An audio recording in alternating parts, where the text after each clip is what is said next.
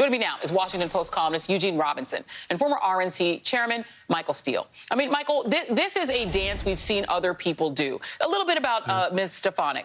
She's all for the big lie. She claimed 140,000 unauthorized voters voted in Georgia. That's just bullshit, and she just made it up. Sorry my language. She made it up. Claimed the Georgia Secretary of State gutted signature matching. Said all of these things. 126 House Republicans voted to, throw out Pennsylvania's election. She voted for that. Vaguely suggested there was irregularities related to Dominion. She better not say that too much because Dominion suing folks. Endorsed baseless concerns about voting irregularities. But before she was this, what we see on the screen, Stefanik was Paul Ryan's 2012 vice presidential campaign chair. She was a staffer to George W. Bush's chief of staff. Yeah. Mitt Romney endorsed her in 2014. She endorsed John Kasich, as I mentioned earlier. Just a little earlier, Tim Miller was on Nicole's show and blew my mind, saying she helped him with the autopsy in 2012. She was on the team that did that.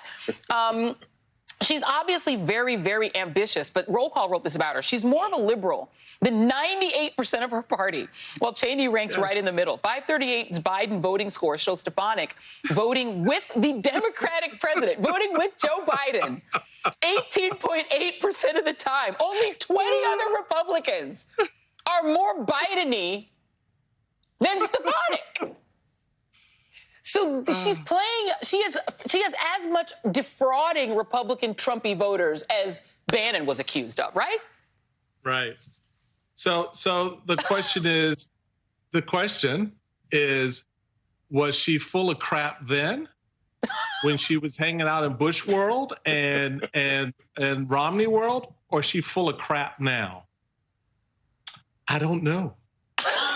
So either way, crap is crap. And it is the best reflection of where the GOP is right now, is they are about to knock out a principled woman for crap. And I think we need to be honest about what it is. Donald Trump brought the gold toilet into the RNC, into the party, and everyone thinks it's a pool. And they're just diving in. And they're just diving in. But I mean, Eugene, they're diving in, and the poop toilet is full. It's not like they're diving in and it's empty.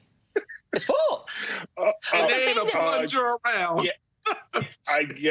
Okay, so I'm going to switch metaphors. Okay, please do. Get off this metaphor, because I don't know where it would go if we take it any further. I will say that the one bedrock principle of the Republican Party today is the big lie. It's the big lie about the election. It's the only thing Republicans agree on, because they must agree on it in order to remain in the Republican Party, or remain, viable and relevant in the Republican Party. This party has gone off the rails. Yes, it's gone into the toilet. Wherever you want to say it's gone, it's gone. And no one should be optimistic about this party in the foreseeable future, because I think this is where it's stuck. I don't see I don't see any lies there.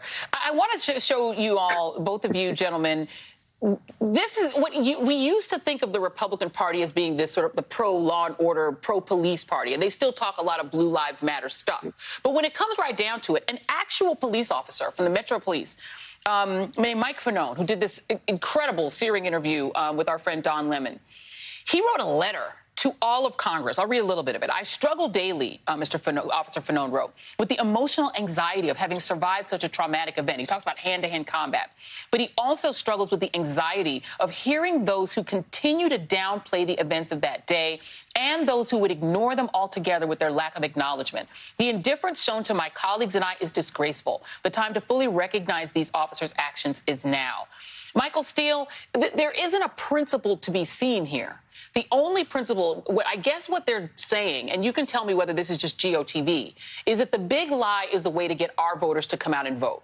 So therefore, we're all going to pretend that Donald Trump is still mystically still president, and Joe Biden's a hologram. And we're going to say whatever we have to say, because that's the only way to get them to vote. And things like caring about this police officer, is it that, or is it fear that if they really do what Liz Cheney is saying and really have a commission on this with subpoena power, Kevin McCarthy would get subpoenaed?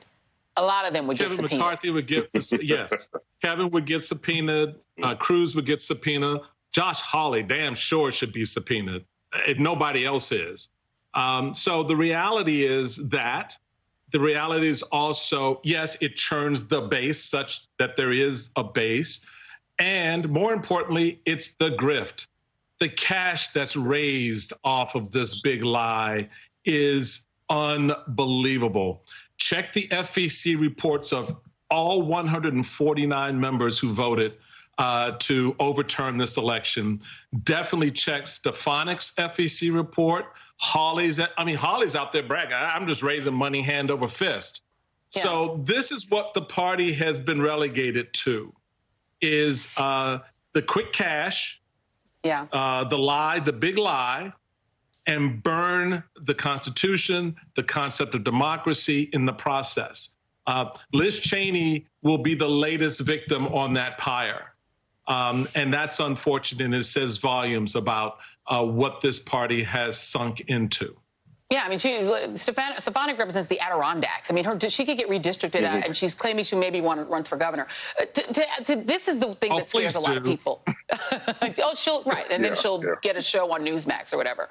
But, you know, Eugene, the thing that scares a lot of Democrats is that despite how ludicrous and freakish the Republican Party has become, because of gerrymandering and because of the census and the way it turned out and people not turning it in, et cetera, this actually could work. Right? That they could acquire power without having done anything other than behave as a freakish rump of what a party is supposed to look like. And then what? Well, and then what? And I hope we don't find out, but we may find out. I mean, you add gerrymandering and whatever new gerrymandering is done because of the census, not that there isn't already a lot in favor of the Republicans. But you also add history, add the fact that in the first midterm election after a new president, the other party generally picks up seats in Congress. Now, there are historical exceptions to that. George Bush, after 9/11, in his first midterm, the Republican Party gained seats, and Joe Biden and the Democrats have to try to make this, the post-pandemic midterm like the post-9/11 midterm, and try to gain seats. And they're fighting history there. This is serious because, as you said, then what?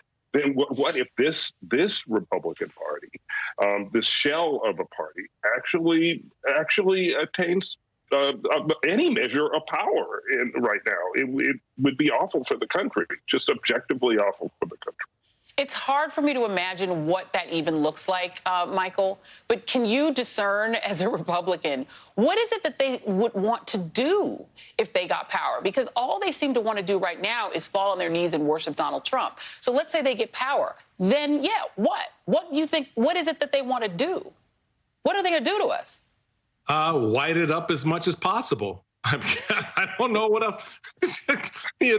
Most people say light it up. No, they just white it up as much as possible. I mean, basically, hold power for essentially just lock people of color out of being able to vote. I think you got a sense and a glimpse of it during the 4 years of Donald Trump of what an extended, unchecked, unfettered power base would look like in this iteration of the party.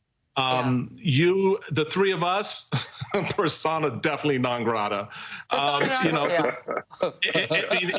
We look. All I'd have to say is, just on a quick tip on that, Tucker, if you're going to go for the queen bee, baby, you better make it count. No, don't bring Tuckums up. Leave Tuckums alone. Tuckums. Leave Tuckums alone. Little Tuckums. But no, it's going to be. It's an absolute power grab right now. Because here's why you know that. What are the governing ideas they put out? What's your policy prescription for voter suppression, for infrastructure, for health care, for the economy? Okay, you cut taxes, but what do you do about those people who didn't get the full benefit of that? Nothing. So there are a lot of pieces here that go to governing that the party has given up on. What did Mitch McConnell just say? What did he just say? Our goal is to stop everything Joe Biden is doing. Joe Biden. Okay, we figured that out. Can you put something on the table that you want to do? Somebody call Joe Manchin, because literally it's shots and checks on the one side and just a